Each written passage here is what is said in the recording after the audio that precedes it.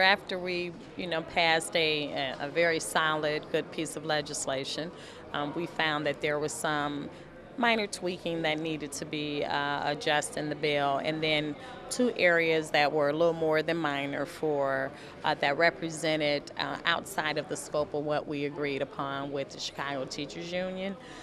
One dealt with a Section 12B. It's literally two sentences that inadvertently changed the direction of the agreement. And we want to restore that to be in line with our agreement. And then on the strike provision with Chicago Teachers Unions, eligible voting members to have 75% before they can strike.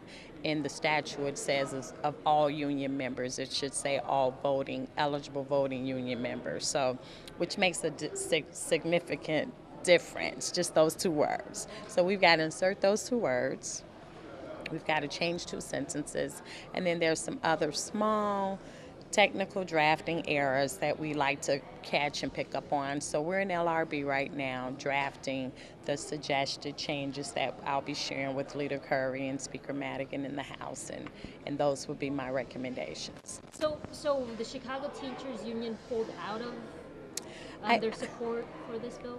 Yes, and I think that was prematurely done. I don't know that their aggression is to this legislation more so as to their ongoing fight that they always have with CPS and the ongoing misunderstanding with their board.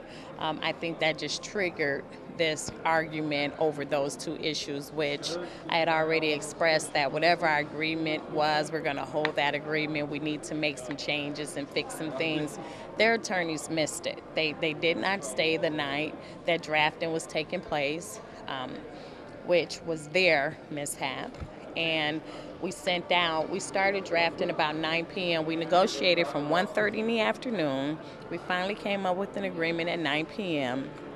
We began drafting the language. We sent out our first draft at midnight that night, and their attorney the next morning at 8:30 sent some changes that they recognized. We made those changes. So when I first passed Senate Bill 630 on the floor, it included their changes. Then the next day, I passed Senate Bill 7 because we recognized some other area things were left out. Their attorneys never came back and acknowledged those two areas. And so now they're just recognizing those areas. The bill has passed the Senate.